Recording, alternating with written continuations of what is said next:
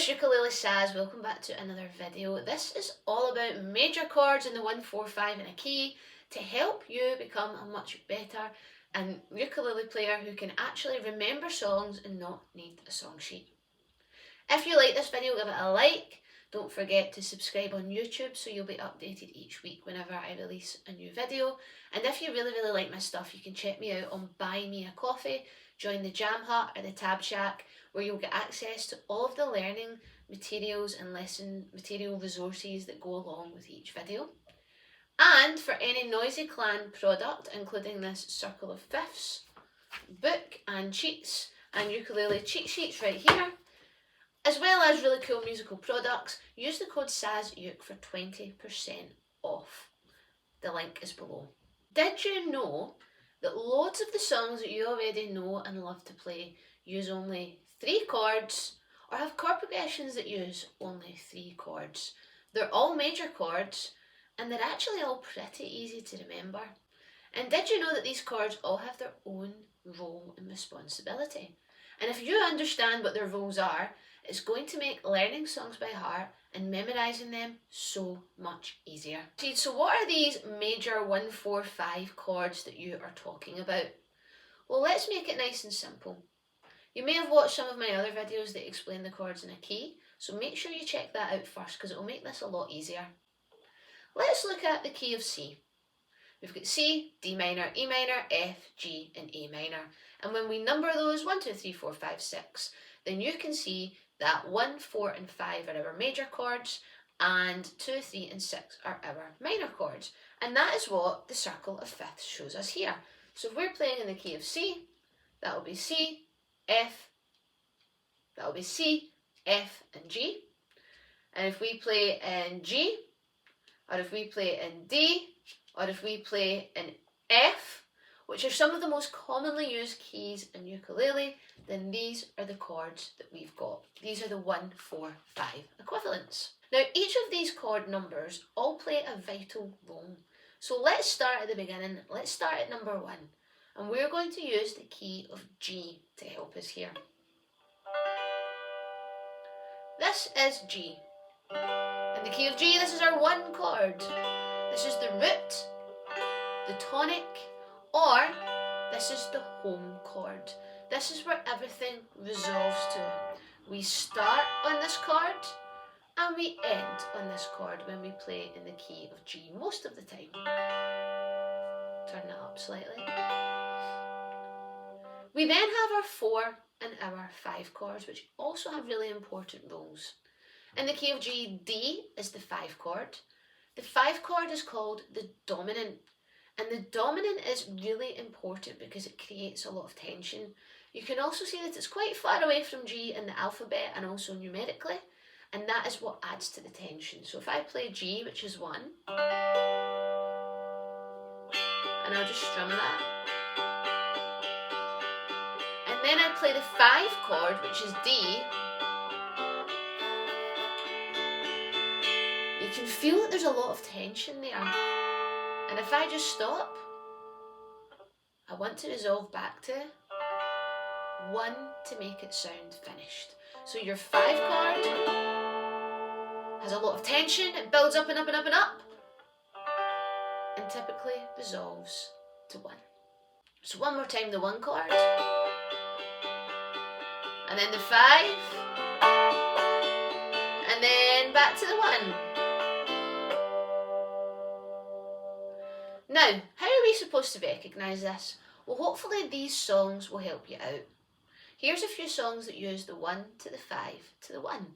But to be honest, you'll start to notice this in lots of songs that you play, but I'll get to that tip later. So one song that we play in the jam a lot is Fat Bottomed Girls by Queen. Brilliant song, gets the crowd going. And the very end of the chorus, we play the 1 chord, the 5 chord and the 1. And it sounds like this. Fat bottom girls, you make the rockin' world go round. 1, 5, 1. You can really feel that lift. Another example of that is I'm a Believer. I thought love was only true in fairy tales. someone else, but not for me. So we've got 1, 5, 1, 1, 5, 1. We've also got Karma Chameleon. In your eyes away. If I listen to your lies, would you say 1 and a 5 and a 1, 1 and then a 5 and a 1. Notice how they all use the same pattern of chords. So see if you can notice this in some of your song sheets. Another common place where the 5 to 1 happens is at the end of a verse. There'll be the 5 chord, there's tension there before we launch into a chorus. So see if you can find that in some of your song sheets too. Okay, the next chord we're going to talk about is the 4 chord. So in the key of G, which is our 1, we're going to go to 4, which is C. And then back to G.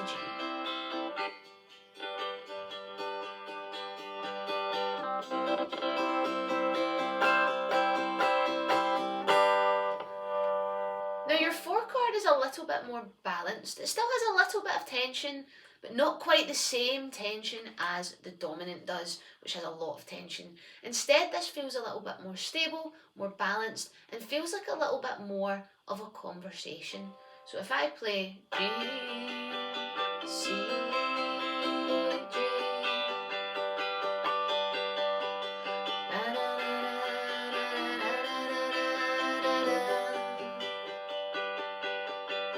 it feels a little bit more relaxed, doesn't it? You don't feel that same level of tension and anticipation to drive you back to that 1 chord again. Instead, it's a bit more light and a bit more balanced. Some songs that use that, again, we're sticking to the key of G, is Dreamin' by Blondie. When I met you in a restaurant, you could tell I was no debutante. 1, then go to the 4 chord, back to 1, and then go to the 4 chord. Another example of that is Faith by George Michael.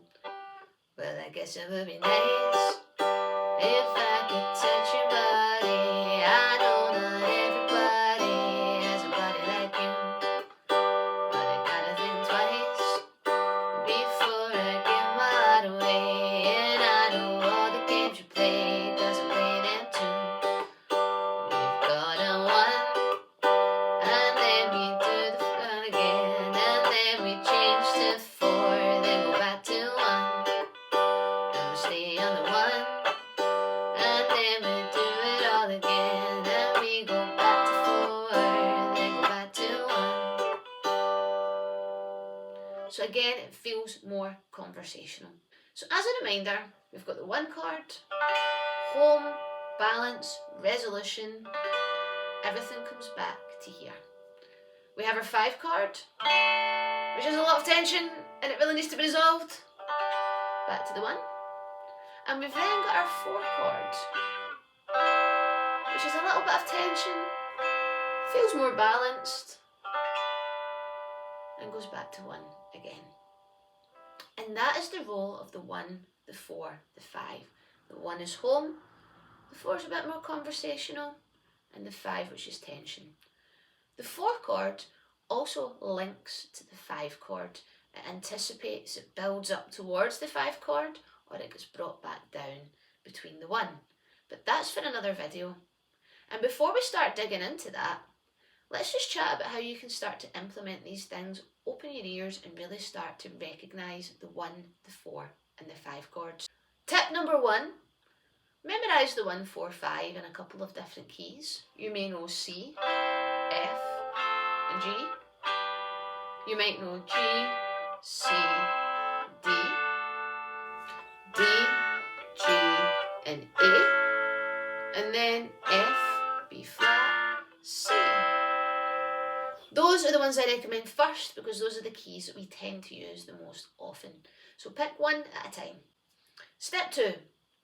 Pay attention to your song sheets because your song sheets show you which chords belong in the key, and if you know that C, F and G are the 1, 4, 5 and you just so happen to be playing a song that uses the 1, 4, 5 and it's C, F and G, bingo! Now you can start opening your ears and listening to what they sound like. See if you can recognise that tension chord, the 5. See if you can recognise when it comes back to home. And see if you can recognise some balance. 3. Open your ears. Close your eyes while you're playing. Really listen and take it in. Listen to what it sounds like. Try to come away from the sheet and really focus on your ears. Last tip. Play around with it. Play something. Listen to what it sounds like. Start on the 1.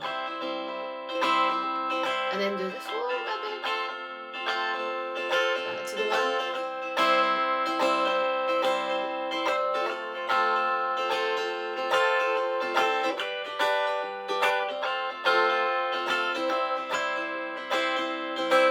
And listen to what the differences are in those chords and how they move between each other. The more you experiment and play around, the more you'll naturally start to listen and the more you'll really start to feel and enjoy the music. But definitely use the songs you know and write down some examples of songs that use the 1 to the 5 or the 1 to the 4 and start to categorise them, and then you'll start to have examples of which songs use those specific progressions and you can use them as reference points. So I hope you found this helpful. It was a nice little introduction to how to recognise chord progressions and how to make learning songs a little bit easier. And in the next video we're going to look at some more common examples using these chords, the 1, 4, 5, and even more song examples that you can use for reference and to help you really start to open your ears and learn songs that much easier and enjoy the process that much easier as well. Don't forget to check out Noisy Clan for your ukulele circle of fifths and cheat sheets, and don't forget to check out my Buy Me a Coffee page where you can subscribe and get access to all of the lesson materials that go along with this video as well as live monthly lessons. Thank you so much for watching. Click the like and subscribe button and I'll see you for the next time.